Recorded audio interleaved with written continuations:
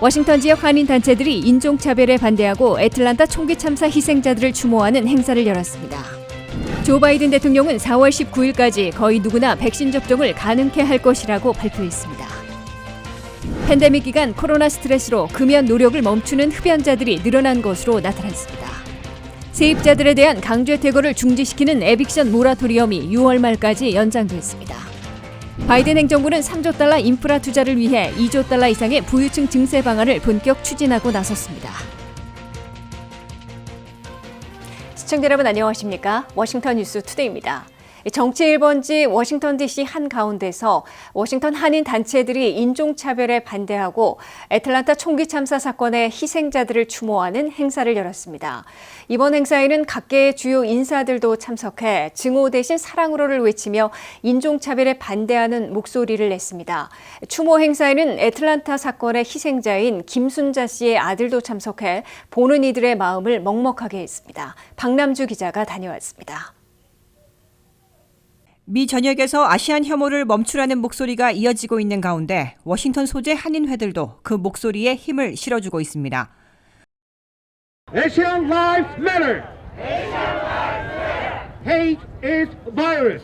Hate is virus. Hate is a virus. Hate is virus. Stop Asian hate. Stop Asian hate.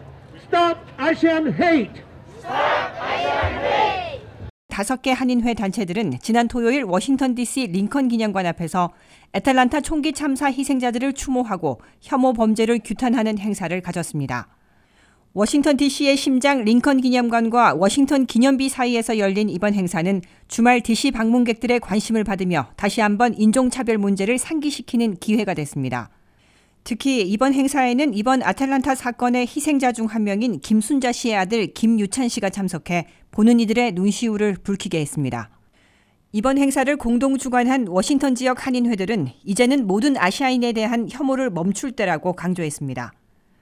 모든 아시안들이 인종차별이 이제는 정말 스탑돼야 될 것 같습니다. 그러기 위해서는 미국을 선택한 우리들이 한 목소리를 내서 정말 파워풀한 목소리로 이 미국에 자리매김을 해야 될 것 같아서 은영재 버지니아 한인회 회장과 US 워싱턴 한인회 신동영 회장도 이번 사건은 여자이고 소수 아시아계란 이유로 죽임을 당한 것이라며 다시는 이런 일이 생겨서는 안 된다고 억울한 마음을 전했습니다. 우리가 약한 여성이기 때문에 그리고 우리가 아시안이기 때문에 이런 봉변을 당한 데 대해서 너무나 우리는 가슴이 아프고 우리가 가만히 있을 수가 없었어요.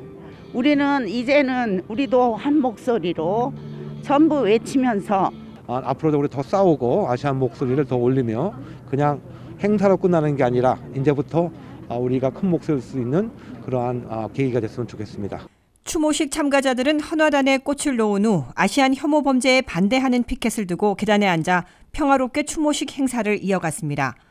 마크장 메릴랜드 주 하원 의원은 코로나 바이러스보다 더 무서운 게 인종차별 바이러스라며 강력 비판했습니다. 그 외에도 직접 참여하진 못했지만 권세중 총영사와 유미호건 메릴랜드 영부인, 영킴 하원 의원들이 편지와 음성편지로 힘을 보탰습니다. 마지막으로 아시안 생명도 소중하다는 선창에 맞춰 구호를 외치며 지금껏 그 어떤 어려움도 이겨왔던 한인 특유의 강한 의지로 이번 시련도 반드시 이겨내자며 행사를 마무리했습니다. 애틀란타 총기 참사 사건을 비롯해 아시안 혐오 범죄 소식이 연일 들려오고 있는 가운데 이번 기회에 인종차별 문제를 뿌리 뽑겠다는 의지의 목소리는 한동안 이어질 것으로 기대되고 있습니다. WKTV 뉴스 박남주입니다. 조 바이든 대통령이 전 국민 백신 접종을 또다시 앞당겨 4월 19일까지는 거의 누구나 백신 접종이 가능하게 될 것이라고 발표했습니다. 또한 그때까지 성인들의 90%는 원하면 누구나 거주지에서 5마일 안에서 접종받을 수 있게 되며 백신을 접종하는 약국 체인점들이 4만 곳으로 2배나 늘어난다고도 밝혔습니다. 보도에 한면태 기자입니다. 전 국민 백신 접종으로 코로나 사태와 경제난에서 탈출하려는 조 바이든 대통령이 또 한 번 백신 접종 목표를 앞당겼습니다. 조 바이든 대통령은 4월 19일까지는 미국의 성인들 가운데 90%가 원하면 누구나 코로나 백신을 접종할 수 있게 될 것이라고 발표했습니다.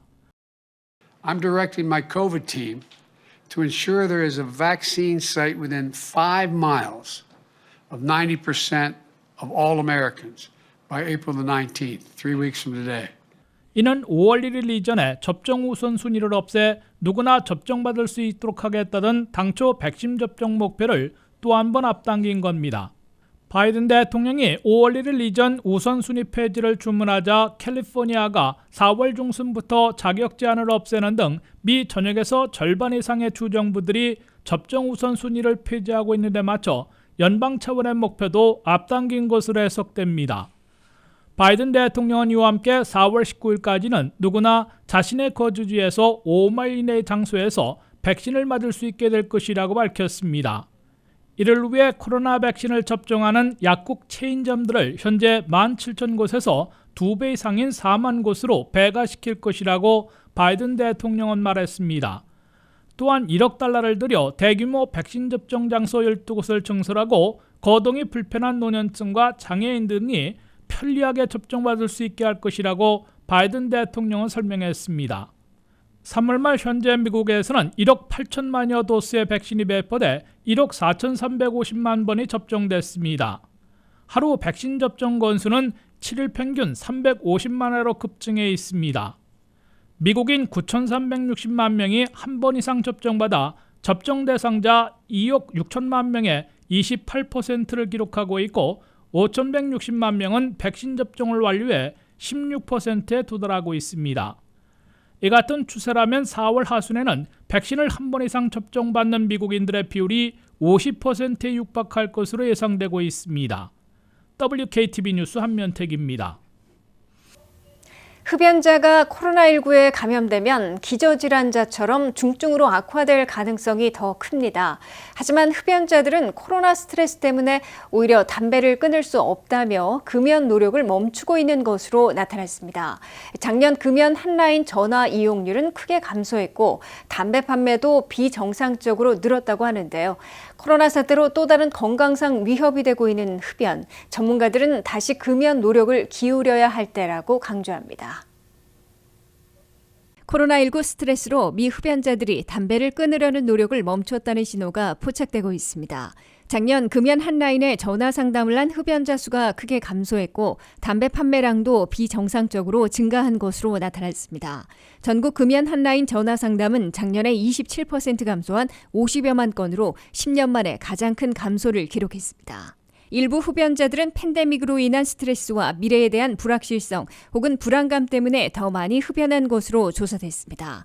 코로나 사태로 많은 미국인들이 암 검진이나 오피오이드 과다 복용 등에 대한 치료와 검사를 제대로 받지 못한 것으로 나타났습니다. 그러나 금연을 돕는 서비스는 온라인이나 전화로 가능해 팬데믹 기간에도 문제없이 이용이 가능했습니다. 그럼에도 불구하고 금연 한라인 이용자가 크게 감소해 전문가들은 우려하고 있습니다. 하버드 의과대학의 낸시 리고티 박사는 1,000명의 성인 흡연자를 대상으로 한 또 다른 조사에서 팬데믹이 시작된 후 첫 6개월 동안 흡연자의 3분의 1이 더 많은 흡연을 했다고 답했습니다. 그러나 질병통제예방센터는 코로나19가 흡연율에 미치는 영향을 측정하기에는 너무 이르다고 말합니다. CDC는 성명에서 지난해 3월 담배 판매가 급증했지만 이후 이전 수준으로 떨어졌다고 언급했습니다. 미국 흡연율은 1960년대 40% 이상에서 수십 년 동안 감소한 후 최근 몇 년 동안 약 14%로 꾸준히 유지돼 왔습니다. 흡연은 암, 뇌졸중 그리고 심장마비를 일으킬 수 있으며 연간 약 48만 명의 사망 원인이 되고 있습니다. 금연을 위한 대면 치료는 대부분의 다른 비필수 치료와 함께 지난 봄에 거의 중단된 바 있습니다. 전문가들은 공중보건부서에서 제공하는 금연 광고 캠페인 역시 감소했다고 지적했습니다. 대부분은 마스크 쓰기와 사회적 거리 두기 그리고 손 씻기에 대한 메시지로 대체됐습니다. 이에 따라 CDC는 최근 전국적으로 금연 광고 캠페인을 재개하고 성인과 청소년 흡연에 대한 연례 조사를 실시하고 있습니다. 일각에서는 사회적 거리 두기를 해야 하는 팬데믹 기간 동안 10대들의 전자담배 확산은 어느 정도 늦출 수 있었다는 추론이 나오고 있습니다. 하지만 리고티 박사는 코로나 사태가 10대들의 전자담배에 긍정적인 영향을 미쳤을지는 모르지만 성인 흡연에는 부정적인 영향을 미쳤다고 전했습니다. 금연 전문가들은 코로나 시대에 흡연량을 줄이고 건강한 삶을 유지하기 위해서는 규칙적인 운동, 다른 사람과의 교제, 긍정적인 생각, 규칙적인 생활 리듬 유지, 그리고 카페인 음료나 술을 피하는 것이 좋다고 조언했습니다. 바이든 행정부가 미 전역에서 렌트비를 못 내는 세입자들에 대한 강제 퇴거를 중지시키는 에빅션 모라토리엄을 6월 말까지 3개월 더 연장했습니다. 연방질병통제예방센터의 이번 조치로 미 전역에서 4,300만 세입자들 가운데 렌트비를 밀리고 있는 1,000만 가구 이상이 6월 말까지는 강제 퇴거 당하지 않게 됐습니다. 김지수 기자가 보도합니다.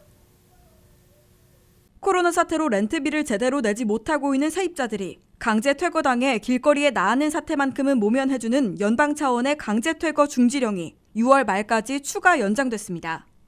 연방 차원의 강제 퇴거 중지령을 발령해온 CDC는 3월 31일 만료되는 에빅션 모라토리엄을 6월 30일까지 연장한다고 발표했습니다. CDC는 코로나19 바이러스의 확산을 막기 위한 조치로 에빅션 모라토리엄, 즉 강제 퇴거 중지령을 한시적으로 시행해왔는데 3월 31일 만료되는 현행 조치를 6월 30일로 추가 연장한 겁니다.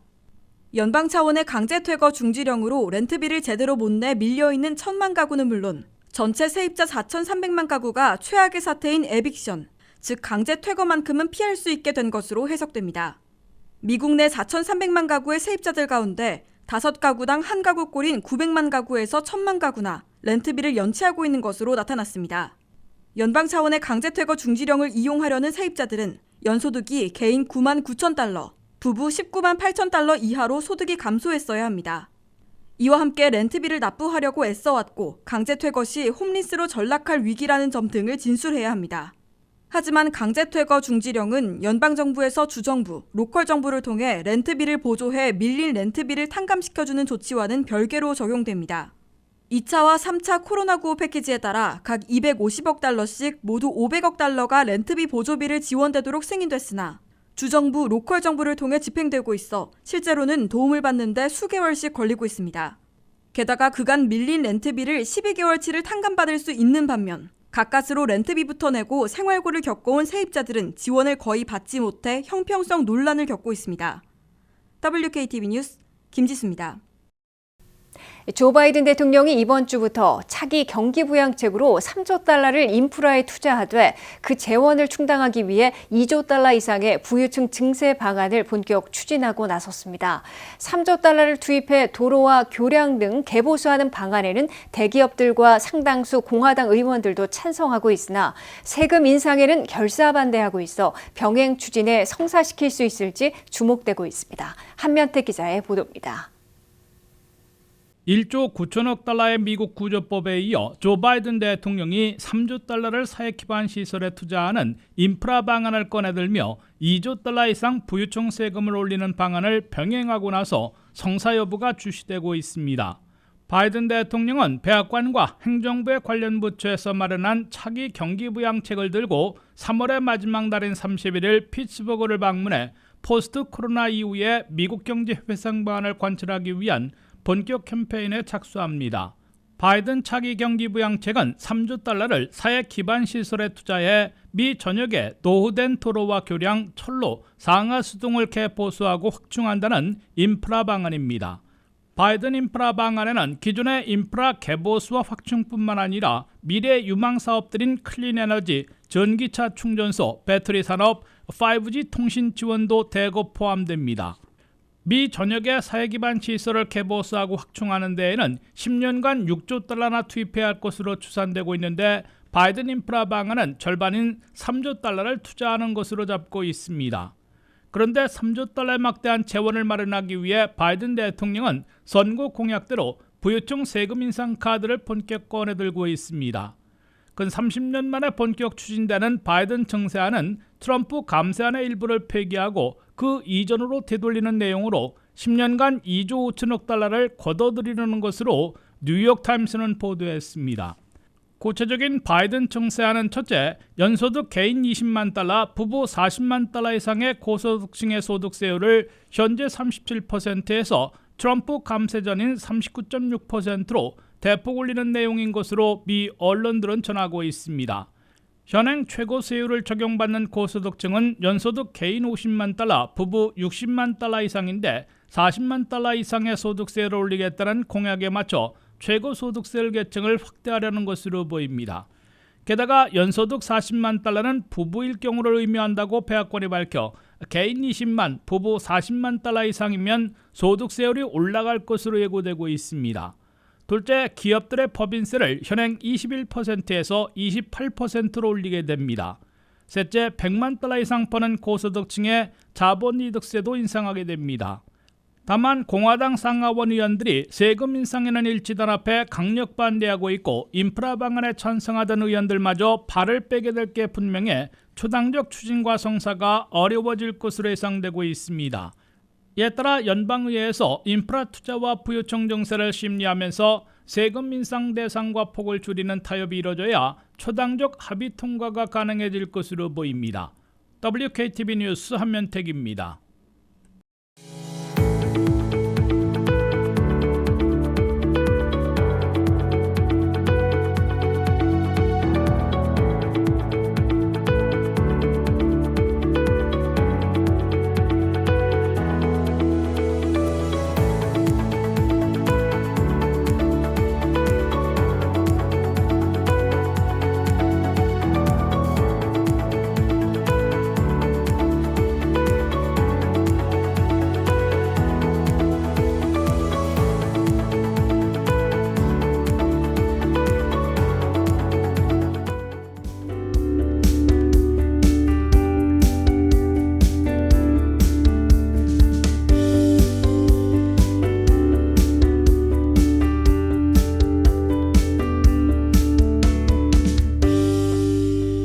이상으로 워싱턴 뉴스 투데이를 마치겠습니다. 시청해주신 여러분 고맙습니다.